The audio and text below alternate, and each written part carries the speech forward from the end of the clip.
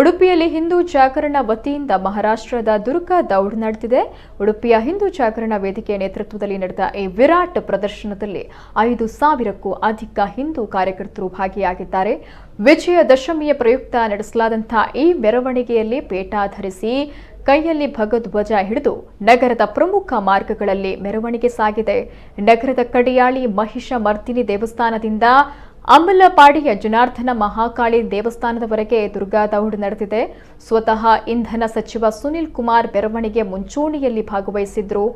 ಮಾರ್ಗದುದ್ದಕ್ಕೂ ಶಿವಾಜಿ ಮತ್ತು ರಾಮದೇವರ ಬಗ್ಗೆ ಘೋಷಣೆಗಳನ್ನು ಕೂಗ್ತಾ ಕಾರ್ಯಕರ್ತರು ಸಾಗಿದ್ರು. ಮೆರವಣಿಗೆಯ ಮುಂಚೂಣಿಯಲ್ಲಿ ಕೆಲ ಕಾರ್ಯಕರ್ತರು ತಲವಾರುಗಳನ್ನು ಪ್ರದರ್ಶನ ಮಾಡಿದ್ರು. ಮಹಿಳಾ ತಂಡಗಳ ನೇತೃತ್ವ ವಹಿಸಿದ್ದಂತಹ ಯುವತಿಯರು ರಹಸನಗಳಲ್ಲಿ ಬಳಸುವ ಕತ್ತಿ, ಖಡ್ಗ ಹಿಡಿದು ಮೆರವಣಿಗೆ ಸಾಗಿದ್ರು. ಬಳಿಕ ಅಂಬಲಪಾಡಿ ರಾಷ್ಟ್ರೀಯ ಹೆದ್ದಾರಿಯ ಮಗ್ಗುಲಲ್ಲಿ ಬೃಹತ್ ಸಮಾವೇಶ ನಡೆದಿದೆ. ಪ್ರಮುಖ ರಸ್ತೆಗಳಲ್ಲಿ ದುರ್ಗಾ ದೌಡ್ ಪೊಲೀಸರು ಹಾಜರಿದ್ದರು. ಯಾವುದೇ ಅಹಿತಕರ ಘಟನೆ ನಡೆಯದಂತೆ ಎಚ್ಚರವನ್ನ ವಹಿಸಿದರು.